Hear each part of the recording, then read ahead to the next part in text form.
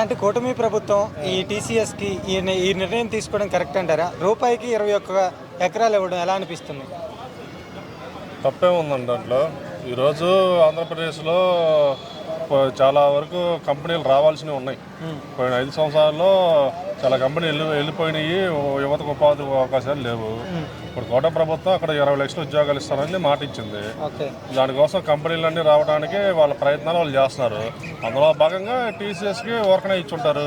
కాకపోతే అగ్రిమెంట్ ప్రకారం ఏదో రూపాయి అనే రాసి ఉంటారు, కానీ నాకు తెలిసి వర్కనే ఇచ్చారు. అది దాంట్లో తప్పే ఉంది. ఈరోజు ఏదన్నా వాళ్ళకి స్థలం చూపిస్తేనే కదా కంపెనీలు వచ్చేది.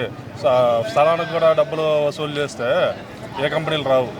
దీంట్లో ఎటువంటి తప్పేం లేదని నేను అనుకుంటున్నాను. ఊరు పేరు లేని కంపెనీలు, సూట్ కేసు కంపెనీలకి ఇట్లాగా అంటగట్టి వీళ్ళు భూములు పంచుకుంటున్నారు, దాని వెనక మనీ లాండరింగ్ జరుగుతుందని జగన్ గారు డైరెక్ట్గా ఆరోపణలు చేశారు.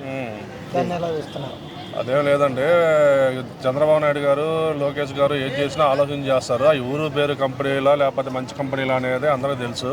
దాన్ని అనవసరంగా ఏదేదో మాట్లాడటం మంచి పద్ధతి కాదు. పోయిన 5 సంవత్సరాల్లో వాళ్ళకి ఒక కంపెనీ కూడా రాలేదు. ఆ ఊరు పేరు కంపెనీలు కూడా మీరు తెప్పిలేదుగా. ఇప్పుడు ఏదో ఈరోజు కూటమి ప్రభుత్వమైన నమ్మకంతో చాలా కంపెనీలు వస్తున్నాయి.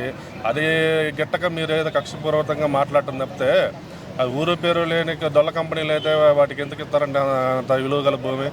సీఎం గారు ఏది చేసినా ఆలోచన చేస్తారు. ఇప్పుడు ఒకవేళ సీఎం గారు ఏదైనా రాంగ్ చేస్తే పక్కన పవన్ కళ్యాణ్ గారు ఊరుకోరు కదా. అంతా బాగానే ఉంది. కూటమి ప్రభుత్వం, 3 ప్రభుత్వాలు అన్నీ కలిసి, 3 పార్టీలు కలిసి బాగానే చేస్తున్నాయి. Central support. ఈ మధ్యలో వాళ్ళు మాట్లాడటం ఇలాంటి మంచి పద్ధతి కదని అన్న. అలానే చూస్తే అసలు వాటి వల్ల కంపెనీ రావడం వల్ల ఉపయోగం ఏంటి అంటున్నారు కొంతమంది. అసలు తీసుకొస్తారా ఈ 5 సంవత్సరాల్లో అవుతుందా అని అంటున్నారు. నిజంగానే అయితే అంటారు?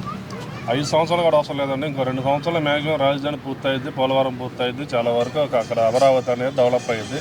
మ్యాక్సిమం వైజాగ్ కూడా ఇప్పుడు చాలా వరకు కంపెనీలు వెళ్తున్నాయి. వైజాగ్ కూడా ఆంధ్రప్రదేశ్లో చాలా వరకు ఐటీ కంపెనీలు వస్తాయి. యువతకి ఉద్యోగాలు వాళ్ళు చెప్పిన మాట ప్రకారం 5 సంవత్సరాల్లో వాళ్ళు చెప్పిన 20 లక్షల ఉద్యోగాలు పైనే వస్తాయని నేను అనుకుంటున్నాను.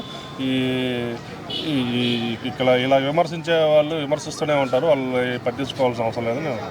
గత 5 సంవత్సరాల్లో గుడివాడ అమర్నాథ్ గారు నేను చాలా కంపెనీలు తెచ్చాను వైజాగ్ అన్నారు. మరి అయ్యే భూములు వాళ్ళకి ఇచ్చేసి ఎందుకు కంపెనీలు తీసుకురాలేకపోయారంటారు? గత 5 సంవత్సరాల్లో గుడివాడ అమర్నాథ్ గారు ఏ కంపెనీలు తెచ్చారో అందరికీ తెలుసు. ఆ కోడిగుడ్డు కంపెనీలు అని అందరికీ తెలుసు.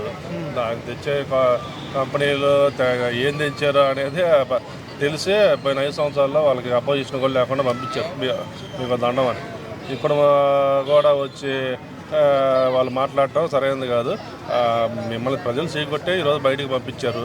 మళ్ళీ ఏదన్నా మీరు అవసరమైతే ఇప్పుడు కూటమి ప్రభుత్వాలు సహకరించి మీరు కూడా అభివృద్ధిలో పాలు పంచుకొని ఏదన్నా మీ చేతనైన సహాయం చేయండి అక్కడ ఉన్న గవర్నమెంట్. ఎందుకంటే అప్పులు గొప్పలుగా అయిపోయింది ఆంధ్రప్రదేశ్. మళ్ళీ డెవలప్ చేయాలంటే అందరూ సహకరించాలా. మీ చేతనైన సహకారం చేయండి, కానీ అంతేగాని జరిగే డెవలప్మెంట్ ఆపద్దు అని నేను అనుకుంటున్నాను. అంటే